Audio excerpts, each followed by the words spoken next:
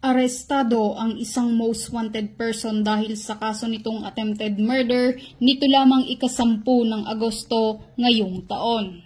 Kinilala ang suspect na si alias Dick, 30 taong gulang, walang asawa, tricycle driver at residente ng Apari, Cagayan. Dinakip ito sa bisa ng warrant of arrest na may inirekomendang piyansa na 100,000 piso para sa kaniyang pansamantalang kalayaan. Ang naturang warrant of arrest ay inihain ng magkasanib na puwersa ng Apari Police Station sa pamumuno ni Police Major Ignacio Dihun Dinulong Jr., Officer in Charge at Operatiba ng 1st Mobile Force Platoon, 2nd Cagayan Provincial Mobile Force Company, Provincial Intelligence Team Cagayan North, Regional Intelligence Unit 2 at Apari Maritime Law Enforcement Team.